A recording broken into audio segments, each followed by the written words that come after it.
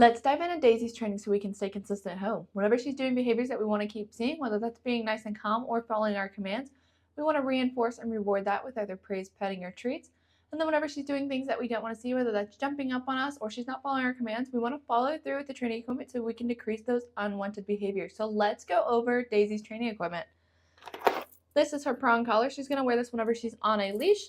How we take this one on and off, we're going to secure one of the links and push through like so. To put this one back together, we're going to pinch these prongs and put it through the holes of the other prong. This is the small prong, so it's a little bit harder to work with than the medium one, but it's all about technique and not strength. And then the leash is going to attach to the D-ring that swivels.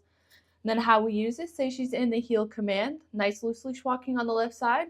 Say she starts to pull ahead or does something we don't want to see in the heel, we're going to say no to mark the incorrect behavior, follow through with a pop of the leash, and then remind her heel. So no, pop, heel.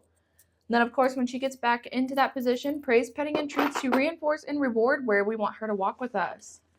Now with remote collar on and off, red dots, we're going to touch those together. That green light means it's on and ready to go. On and off button on the back of the remote, we're going to push and hold until the screen lights up. You're going to see level 15 appear on the screen. This is Daisy's working level. And then we're going to focus on the black S button. S just stands for stimulation, so it's kind of like an electric muscle stimulator. How we use this, say she's in the heel command again and starts to pull ahead. We're going to say no to mark the incorrect behavior. Follow through with the black S button, heel, no, button, heel. Then depending on the level of situation we're in with Daisy, we may use one of these, we may use both of these. Just depends on the situation we are in. With the prong collar, this will be on whenever she's on a leash. So in the house, she may have the leash and prong on to introduce the new boundaries and rules and commands in the house. Then we can slowly fade away from where we need that in the house. With the remote collar, first thing in the morning, we're going to put it on Daisy, and it's going to be the last thing that we take off at night. So we always have a form of communication with Daisy throughout the day. Now let's go over Daisy's commands. We've already kind of gone over the heel, so whenever we take her out on walks, about 80 to 90% of our walks should be in the heel command. The other 10 to 20%, we can give her release word free. Free means she's not in any set command. This is going to be her time to go to do her business, where we follow her rather than her following us.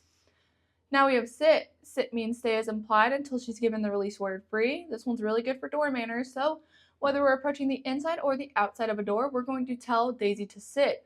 Sit means stay, so as we open the door, if she gets up, we're going to follow through with the training equipment, and then we're going to do it again until she gets it right. So we can set those same boundaries here at the facility that we have for her at home. But say she sits and she stays, that's great. Now we have two options. Now we can either free her through the door on her own, or we can heel through the door with her. It just depends on the situation you are in. Now we have down. Down also means stay as implied. With all of her stay commands, whether it's down, sit, or place, we're going to make sure we never call her from a distance. So we never want to put her in a down and then walk 10 feet away from her and then call her to us, because she will get rewarded for coming to us and not staying in her down stay. So we want to make sure we're reinforcing and rewarding the staying. But when practicing the down, say she's in a down and we do a little distraction, we're always going to go back to her, reward her as low to the ground as possible, and then release her from where she's at, so she doesn't think that she's going to get released from a distance.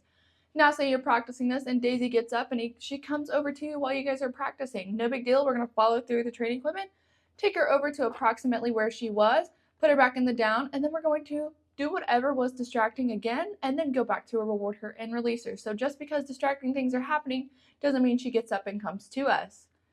Now we have place. Place is the boundary stay, ideally on an elevated bed. This is really good for when guests are coming over or when you're eating dinner. So Daisy is there to experience it all, but she's not in the way or doing unwanted behaviors. So when practicing place, just like with down or sit, never going to call her from a distance. So whenever she's on place, we're always going to go back to her place bed, reward her on the place bed so she knows where that positive zone is, and then we can release her from where she is. Then when practicing this one, say people come over and she gets up from the place bed, all we're going to do is have a leash and prong on her for the first couple times that you practice it, and with the bigger distractions for the first couple times, we're going to grab the leash, guide her back over to the place bed, and then practice it again so she can get comfortable with staying on place even though big exciting things are happening. Now we have come when called. When practicing this one, I would suggest a 30 to 50 foot leash so she can have distance away from us and we can still have a communication tool if she gets too far or doesn't respond to us. So we're going to let her go get distracted doing her own thing, tell her free. Once she's nice and distracted, we can call her to us. What we're going to do is say, come nice, loud, and firm.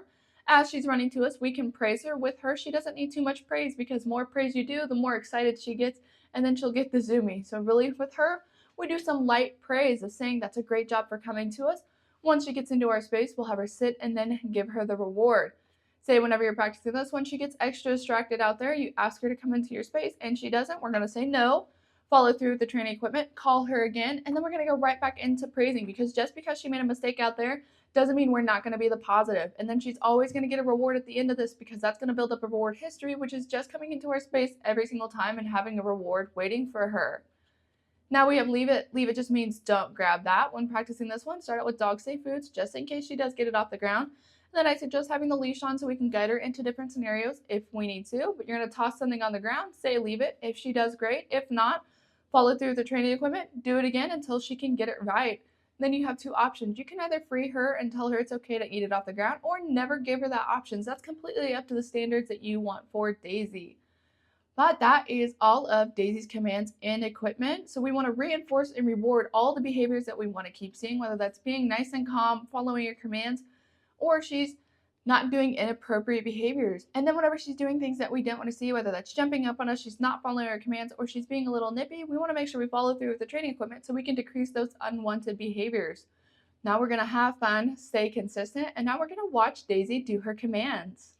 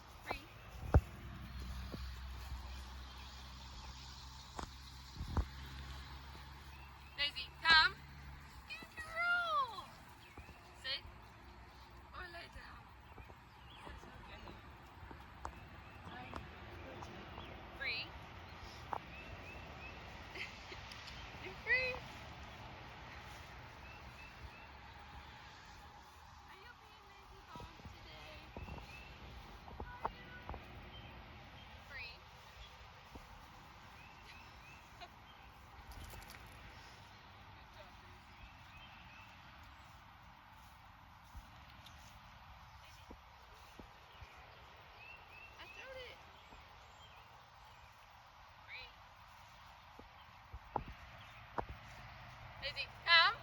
Good job.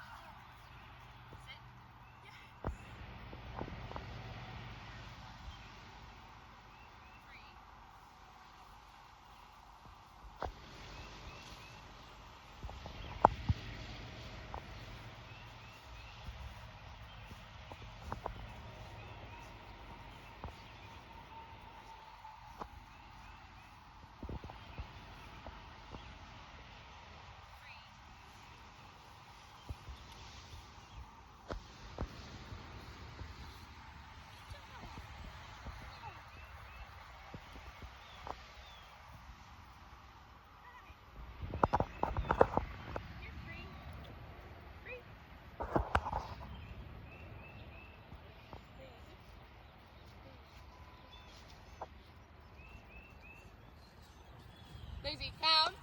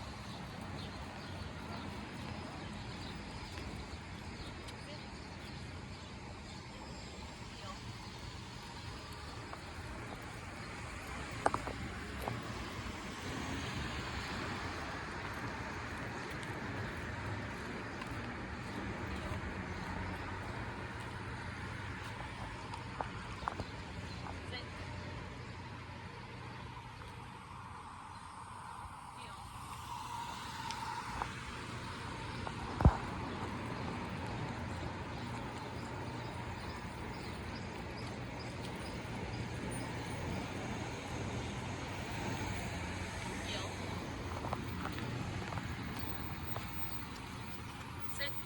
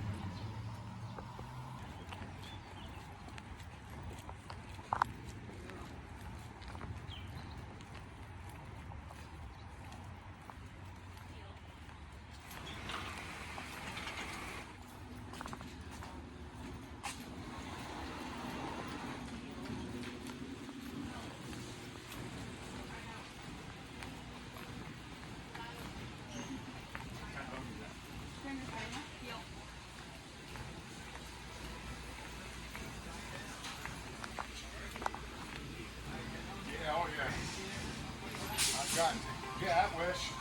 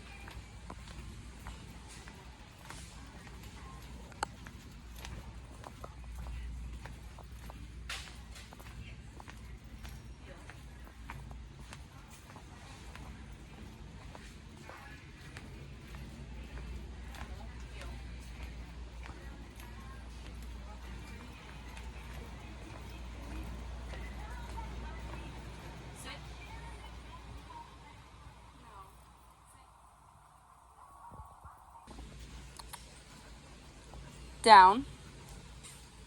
Good girl. Down.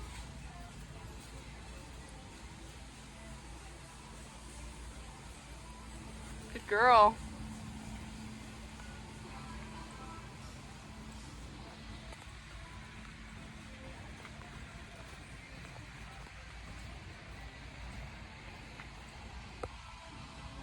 Down.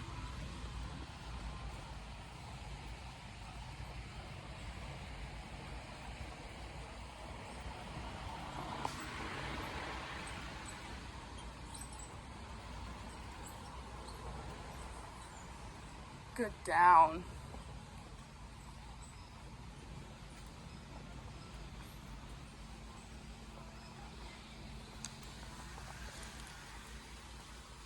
Good girl. Down. Free. Free. Good girl.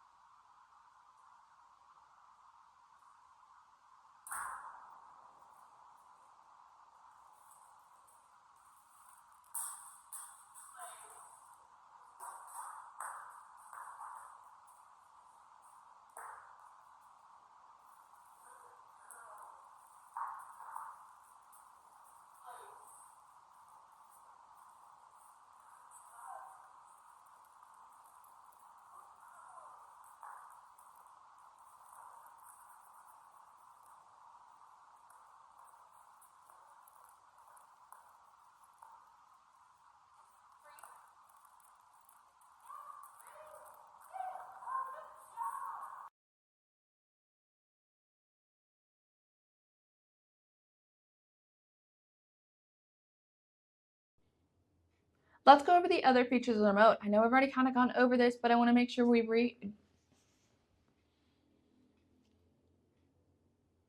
Let's dive into the other features of the remote. I know we've already gone over this, but I want to make sure that you know how to use the remote even though it's been some time. So same concept as turning it on. We're going to turn it off. The red dot, we're going to touch these together. That red light means the collar itself is off. On and off button on the back of the remote, we're going to push and hold until the screen goes blank.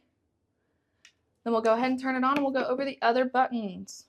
So we've already gone over that black S button. That is going to be whatever number you see on the screen. So right now level 15 has been working for Daisy, Let's say whenever you get her home, she's not responding to this or she's having too much of a reaction to this.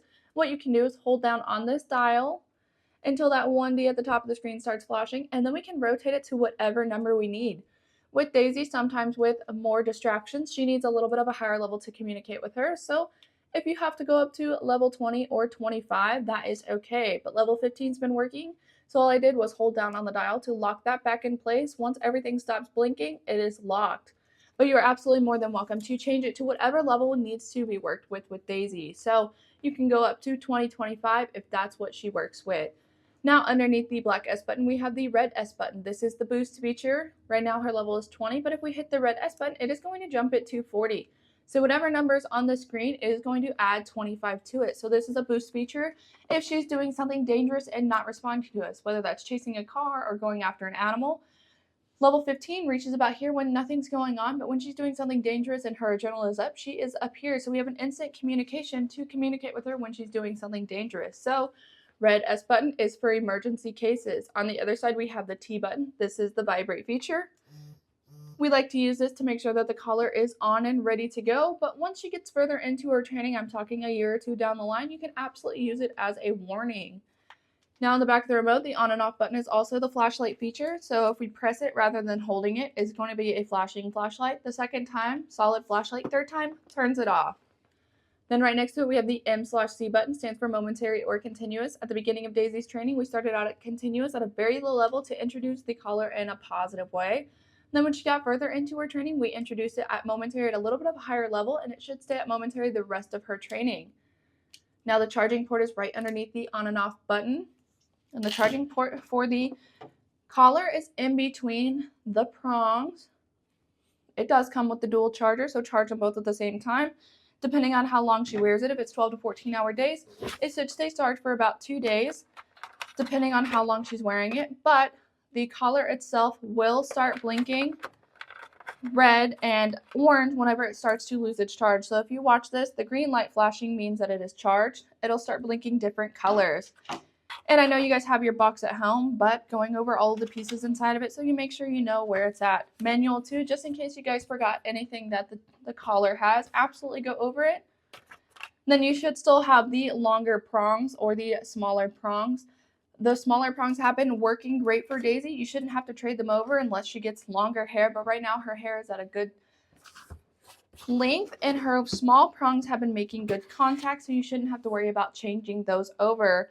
Both of them are waterproof, and if she gets them wet, I would just suggest moving her collar around on her neck just in case it irritates one part of her neck a little bit too much. And then just like his is only about a year old, so you should still have the warranty on there. It does last for 2 years, so if you have any issues between then and now, you can absolutely get in contact with the company and get a new one sent over.